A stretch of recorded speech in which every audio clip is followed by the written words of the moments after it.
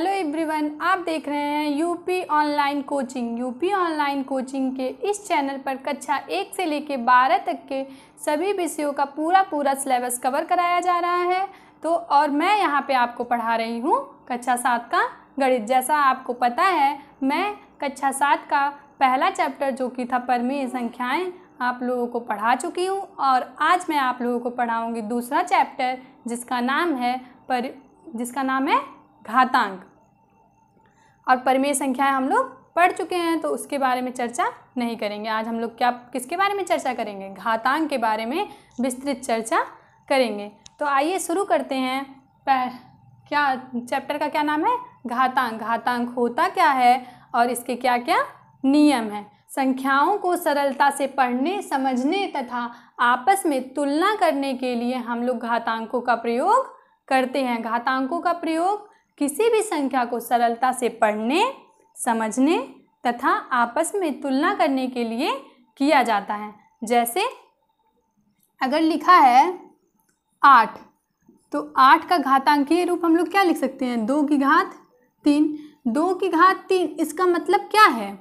इसका मतलब है 2 का गुणा कितनी बार? 3 बार। मतलब 2 गुणे 2 दूनी 4 और 4 दूनी 8। तो 8 को हम लोग क्या लिख सकते हैं? 2 की घात 3 भी लिख सकते हैं। इसमें जो 2 है ये हमारा आधार है, और जो ये ऊपर संख्या लिखी रहती है ये क्या होती है? घात होती है। 2 हमारा यहाँ पे आधार है, और इसके ऊपर ये जो संख्या लिखी रहती है ये क्या होती है? घात होती है। यहाँ पे 2 हमारा आधार है और इसके ऊपर ये जो संख्या है ये क्या है? इसकी घात है। तो 8 को हम लोग घातांकीय रूप में क्या लिख सकते हैं? 2 की घात 3। ये इसका घातांकीय रूप है।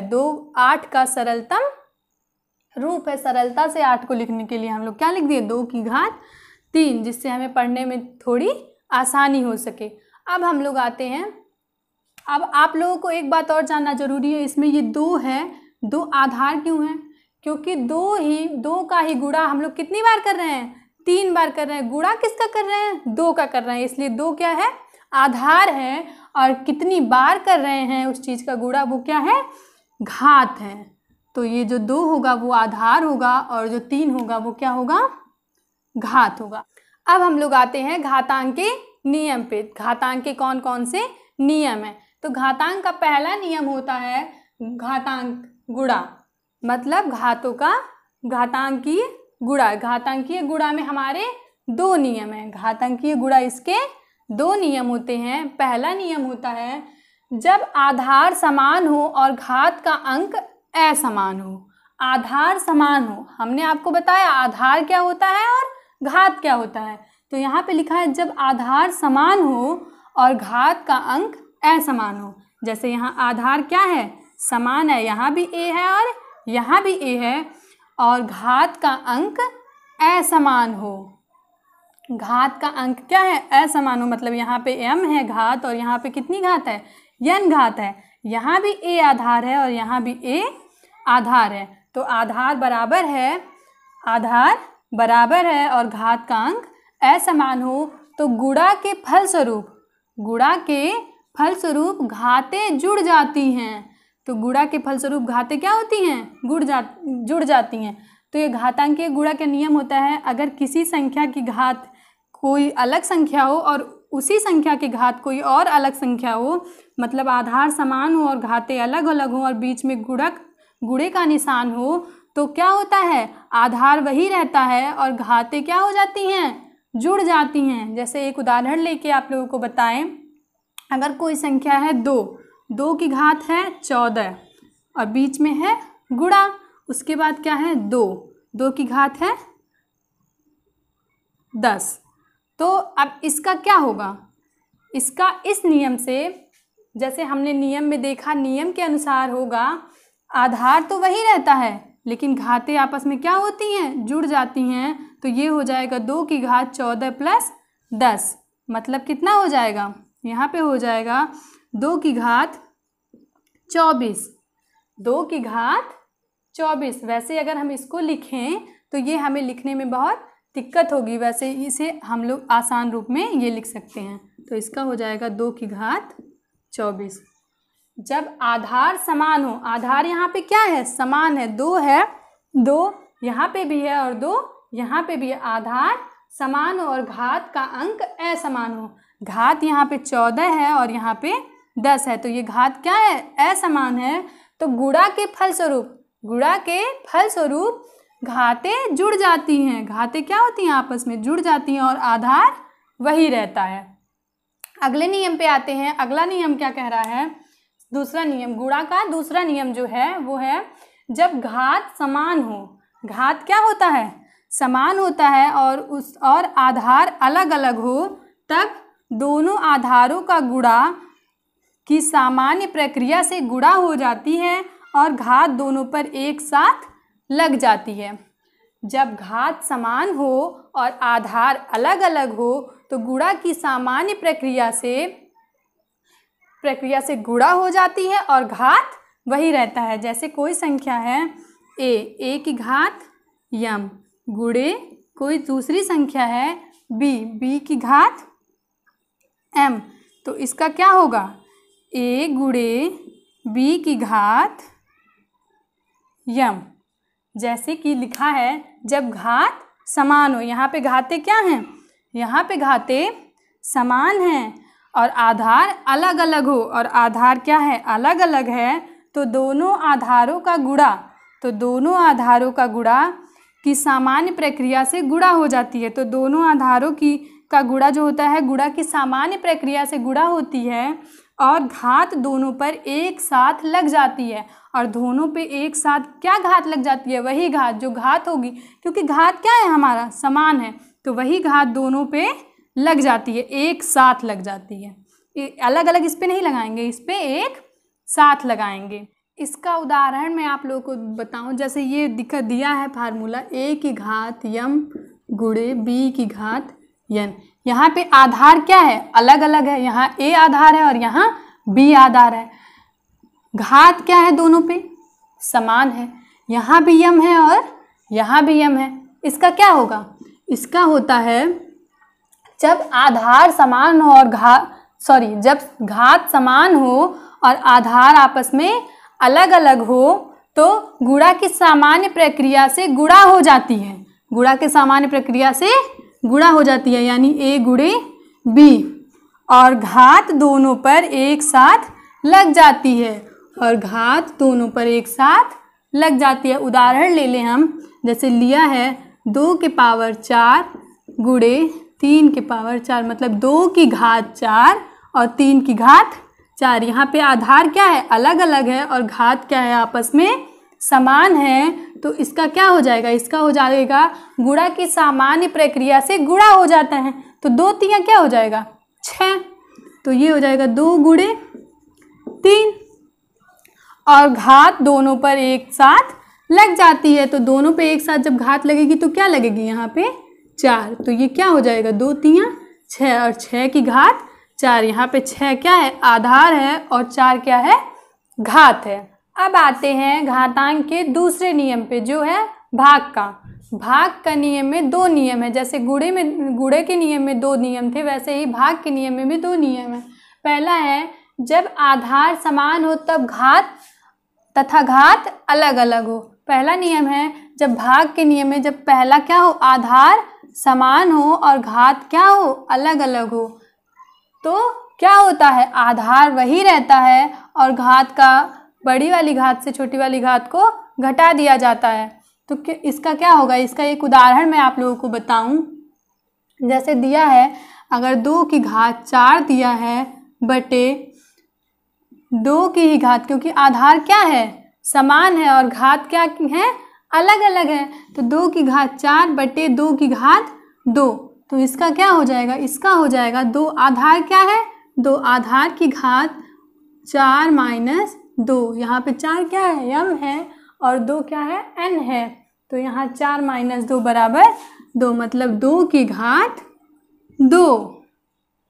अब आते हैं अगले नियम पे। अगला नियम कह रहा है जब आधार भिन्न भिन्न हो तथा घात समान हो, यानी कि जब आधार क्या होता है, अलग अलग होता है और घात क्या होता है, वही रहता है। अगर दोनों संख्याओं का आधार जो है अलग अलग है और दोनों पे घात जो है वही है, तो वो दोनों संख्याओं के ऊपर एक ही घात लग जाती है। जैसे उदाहरण आपको बताएं, यहाँ पे लिखा है 2 की घात 4 बटे, यहाँ पे आधार अब दूसरा रहेगा और घात वही रहेगी, तो यहाँ दूसरा आधार ले लेते हैं 3 की घात 4, तो यहाँ पे क्या हो जाएगा 2 बटे 3 की घात 4। मतलब आधार तो वही रहता है और दोनों पे एक ही घात चढ़ जाती है, क्योंकि घात क्या है, समान है और आधार अलग अलग है। अब हम लोग आते हैं घातांक के अगले नियम पे। तीसरा नियम क्या है, प्रतिलोम। प्रतिलोम पहले हम लोग जानते हैं होता क्या है। हमारे सिलेबस में हमें सिर्फ गुणात्मक प्रतिलोम पढ़ना है, लेकिन गुणात्मक प्रतिलोम पढ़ने से पहले हमें जानना होगा कि प्रतिलोम क्या होता है और ये कितने प्रकार के होते हैं। प्रतिलोम पहले जानते हैं प्रतिलोम क्या होता है। प्रतिलोम होता है किसी संख्या का प्रतिलोम उसी संख्या का चिन्ह बदलने पर वही संख्या होती है। किसी भी संख्या का प्रतिलोम उसी संख्या का चिन्ह बदलने पर वही संख्या होती है। जैसे अगर मान लीजिए कोई संख्या है हमारे पास 2, तो 2 का प्रतिलोम क्या होगा, प्रतिलोम मतलब होता है उल्टा, तो 2 का प्रतिलोम क्या होगा, -2।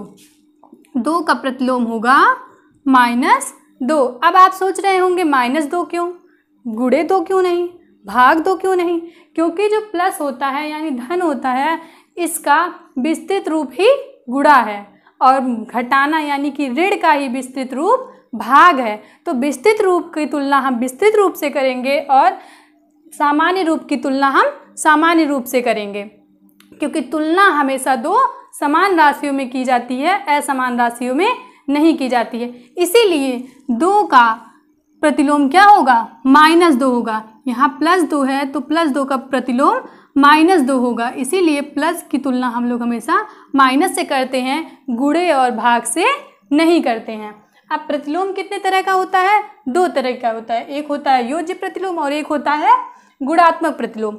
योज्य प्रतिलोम क्या होता है, ऐसी 2 संख्याएं जिनका योग 0 हो जाए तो दोनों संख्याएं एक दूसरे की योज्य प्रतिलोम कहलाती हैं। ऐसी 2 संख्याएं जिनका योग यानी कि जोड़, जिनका जोड़ कितना हो जाए, 0 हो जाए, वो दोनों संख्याएं एक दूसरे की योज्य प्रतिलोम कहलाती हैं। जैसे मान लीजिए ए का हमें योज्य प्रतिलोम निकालना है, तो ए का योज्य प्रतिलोम हम लोग कैसे निकालेंगे, नियम से देखिए। हम लोग लिखते हैं a + x। मान लीजिए a का योज्य प्रतिलोम कितना है, x है बराबर 0। ऐसी 2 संख्याएं जिनका योग 0 हो जाए एक दूसरे की योज्य प्रतिलोम कहलाती हैं। तो अगर मान लीजिए a का योज्य प्रतिलोम x है, तो x और a का जोड़ जो होगा, योग जो होगा, वो कितना होगा, 0 होगा। अब यहाँ से x का मान निकालिए, क्या आएगा, x बराबर आ जाएगा -a। अब x का मान हम लोग इस इक्वेशन में, इस समीकरण में रखेंगे, तो इस समीकरण में रखेंगे तो क्या आएगा, इस समीकरण में रखेंगे तो आ जाएगा a - a बराबर 0। अब ये कट गया, अब क्या आ गया, यहाँ पे 0, तो ये क्या हो गया, प्रूव हो गया। यहाँ पे सिद्ध हो गया कि x का मान कितना है, -a है। मतलब a का जो योज्य प्रतिलोम होगा वो कितना होगा, -a होगा। तो वही लिखा है, ऐसी संख्याएं जिनका योग 0 हो जाए तो दोनों संख्याएं एक दूसरे की योज्य प्रतिलोम कहलाती हैं।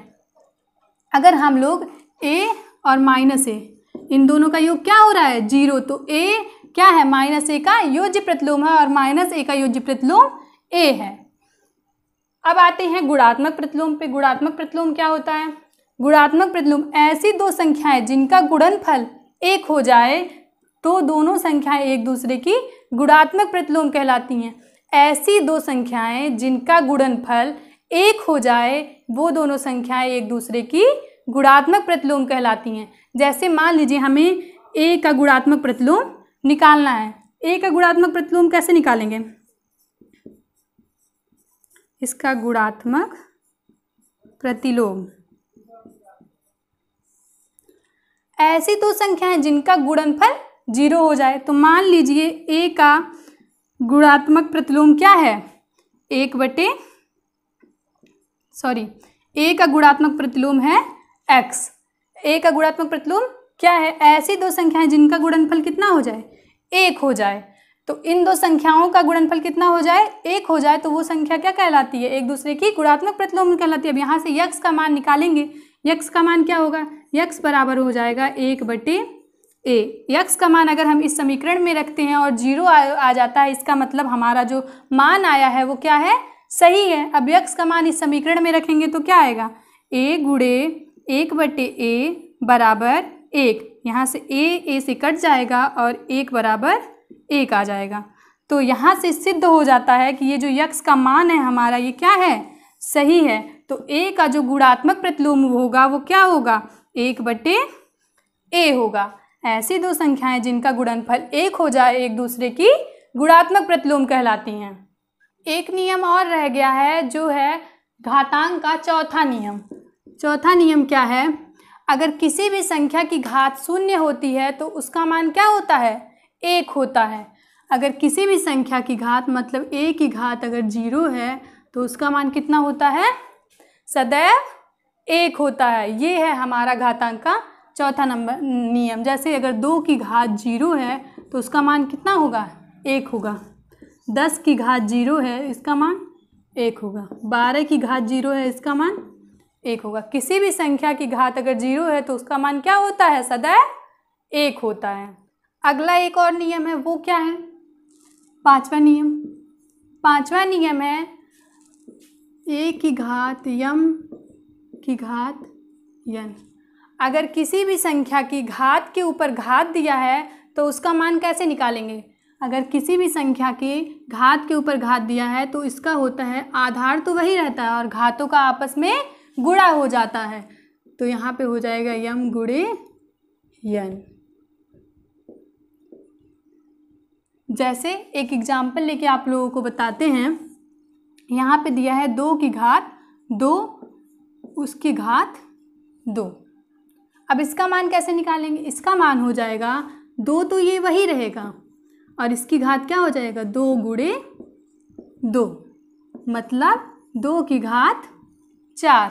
एक और एग्जाम्पल देख लेते हैं। 3 की घात 2 दिया है और उसकी घात 4 दिया है, तो क्या होगा? 3 तो आधार हमारा वही रहेगा और घातों का आपस में गुणा हो जाता है। तो घातों का आपस में गुणा हो जाएगा। 2 गुणे 4 बराबर क्या हो जाएगा? 3 की घात 4 दूना 8। उम्मीद करती हूँ आपको सब कुछ समझ में आया होगा। Thanks for watching.